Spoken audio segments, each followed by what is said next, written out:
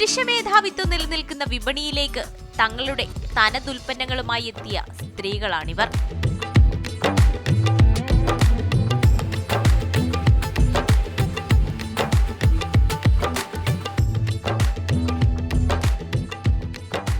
അറുപത്തിയെട്ട് സ്റ്റോളുകളിലായി 100-ലധികം സ്ത്രീ സംരംഭകരാണ് മേളയുടെ ഭാഗമാകുന്നത്.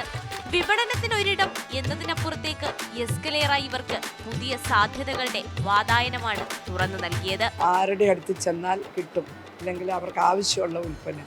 ഇപ്പോൾ ഈ സംരംഭകരുടെ ഒരു കൂട്ടായ്മയും കൂടി ഇതിനകത്ത് വരുന്നുണ്ട്. ഇവിടെ ചില ആളുകൾക്ക് കംപ്ലീറ്റ് വിറ്റഴിച്ച് പോകാൻ പറ്റുന്നുണ്ട്. ഡയാലിസിസ് ബാധിതനായ മകനെയും വീട്ടിലാക്കി വന്ന സുനിതയുടെ കരകൗശല വസ്തുക്കൾ മുഴുവനായി ഒരാൾ ഏറ്റെടുത്തു. ഇങ്ങനെയുള്ള ഫെസ്റ്റുകൾ കിട്ടുമ്പോൾ നമുക്ക് വളരെ നല്ലൊരു ഉപകാരമാണ്. നമുക്കിങ്ങനെ ഇതെല്ലാം ഉൽപ്പന്നങ്ങൾ വിൽക്കുകയും ചെയ്യാം, നമുക്ക് ഓർഡറുകളും കിട്ടും. ഇന്നലെ തന്നെ ഒരുപാട് ഓർഡർ കിട്ടിയായിരുന്നു.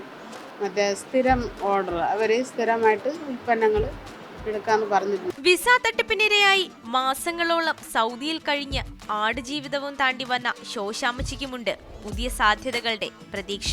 ഇവിടുത്തെ പോസിറ്റീവായിട്ടുള്ള കാര്യം എന്ന് പറഞ്ഞാൽ പോസിറ്റീവേ ഉള്ളൂ. തിരുവനന്തപുരത്തുള്ള ഒരു സാറും വൈഫും കൂടെയാണ് വന്നത്. അപ്പോൾ എനിക്കിതൊന്നും നോക്കി നടക്കാൻ പറ്റുന്നില്ല. അതുകൊണ്ട് ചേച്ചിന്നാണ് വിളിച്ചത്. ചേച്ചി ഒരു കാര്യം ചെയ്യും, അത്യാവശ്യമാണെങ്കിൽ ജോലിക്കാരെയും കാശും ഒക്കെ ഞാൻ ഇറക്കാം.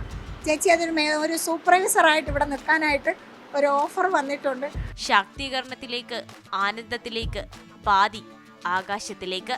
ഇത്തവണത്തെ മുദ്രാവാക്യം പോലെ ഒരു പിടി സ്ത്രീകളെ ശാക്തീകരണത്തിന്റെ ആനന്ദത്തിലേക്ക് നയിച്ചാണ് മേള അവസാനിക്കുന്നത്. മീഡിയ 1 തിരുവനന്തപുരം.